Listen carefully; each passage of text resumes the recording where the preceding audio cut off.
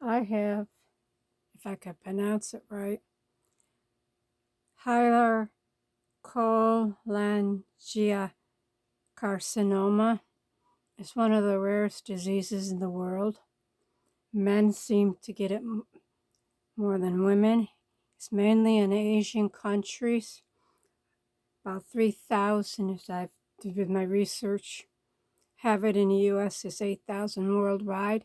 2% of the cancer. It's extremely rare. And I gotta laugh. Put the pin on. Supposed to be that Mitt Romney riding on a sled with a couple of animals during that Salt Lake City. And they're asking him, "Are we there yet, Mitt?" August 8, 2001. 6 months to go. Reason why I put that on? Because from what I read, this cancer is fast acting and in some cases very highly aggressive. And what I've read meant 6 months to live. It hit me sometime. I started feeling funny in June. Come July, I was turned jaundice, which is yellow, the eyes and the skin. On July 14th, I did consent to go by ambulance to the hospital. I was never going to use the Medicare because of being completely humiliated for crimes that were done decades ago. Anyhow, on the 18th, this doctor did a endoscopy or whatever. He couldn't get down. He said it was a mess in my liver. And that cancer's bile duct cancer at a liver.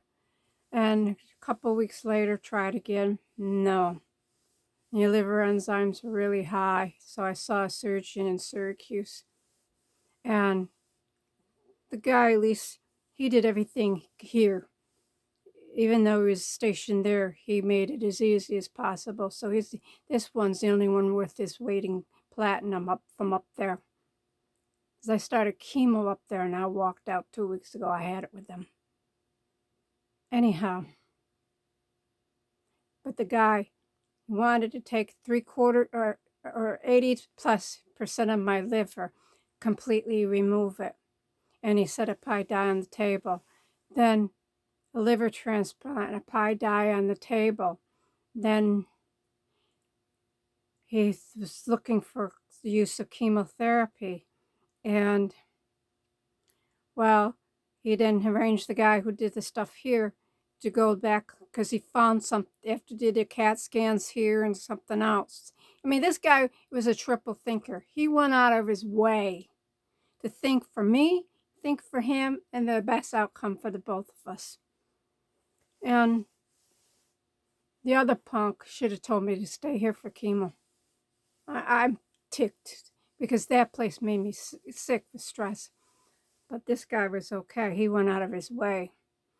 And so they did find a node on one lymph node. And I knew it was, the guy admitted it was cancer, but because he's seen a lot of this crap.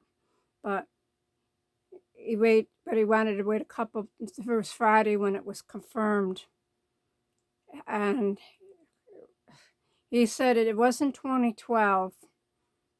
A lot of advancements and but he did admit nobody's seen it around here, but they've only heard about it. And, well,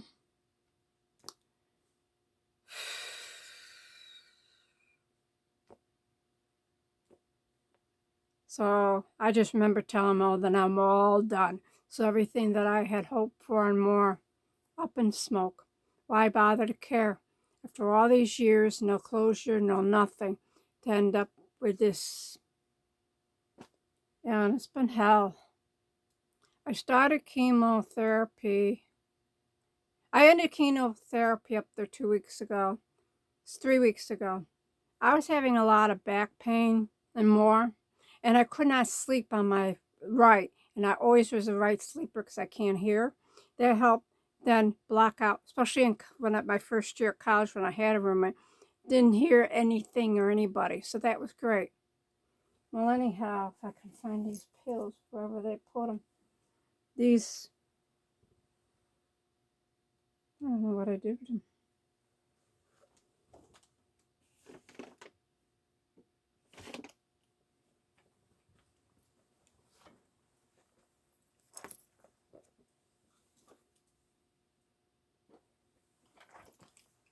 These, when I had the back pain, worked well. And it worked well last night, but tonight I've got triple pain where the line, I'll show all that and what amount of weight I lost. And I've lost at least 30 pounds since July. And show you the bile bag and how anorexic I look. It hurts to sit in a chair with a hard back, but I have one of these donut things. Sometimes I get a little pain. The bone will hurt in the tailbone, then it'll go away. I don't know why. But when I did the chemotherapy, I didn't get sick. I was more nauseous before I did the chemo.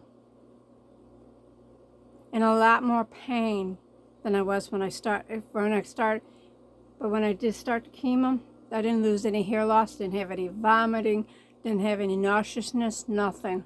But it took several days before, after the first one and between the second one, that the back pain was gone, and that I could begin to sleep on my right side, because I've always slept on my right. Anyhow,